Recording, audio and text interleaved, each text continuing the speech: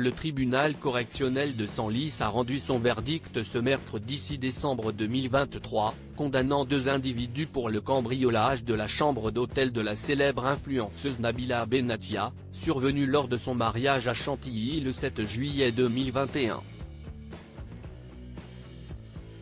Nos confrères de l'AFP rapportent que les accusés, originaires de Créteil, écopent de 16 mois de prison ferme, bien que les peines soient en deçà des réquisitions.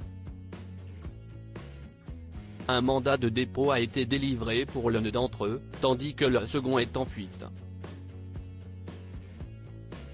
Le cambriolage nocturne qui a ébranlé le mariage de Nabila le 7 juillet 2021, lors de son mariage à Chantilly avec Thomas Vergara, l'influenceuse de renommée Nabila Benatia a été confrontée à un cambriolage aussi inattendu qu'inquiétant. Aux alentours de 3 h du matin, alors que les festivités battaient leur plein dans les grandes écuries de Chantilly, un individu a pénétré dans la chambre d'hôtel des mariés, située à 1 km du lieu de la cérémonie. L'accès a été facilité par une fenêtre restée ouverte, que le cambrioleur a escaladée. À peine 30 minutes plus tôt, la mariée avait déposé des cadeaux de mariage précieux dans cette chambre, comprenant notamment des bijoux et des sacs d'une valeur estimée à 150 000 €.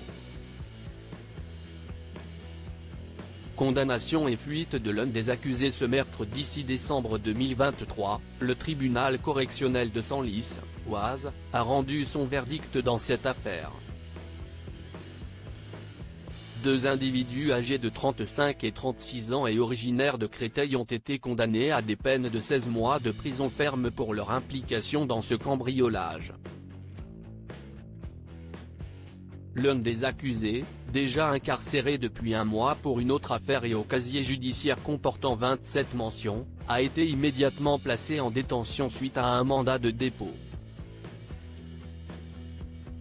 L'autre accusé est actuellement en fuite, ayant été repéré en Belgique, en Allemagne et en Algérie, selon les informations fournies au tribunal. Nabila Benatia entourée de sa famille @Instagram Nabila Benatia, bien que victime de ce cambriolage, n'a pas assisté à l'audience, n'était pas représentée et n'a formulé aucune demande d'indemnisation.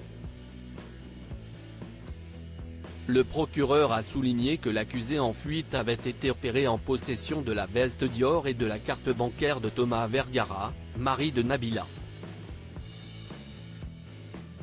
Des images de vidéosurveillance ont également été utilisées pour identifier le prévenu présent, bien que celui-ci niait être l'homme vu sur le toit de l'hôtel. Des éléments troublants ont cependant été découverts sur son téléphone, notamment des photos de biens volés et des recherches sur leur valeur.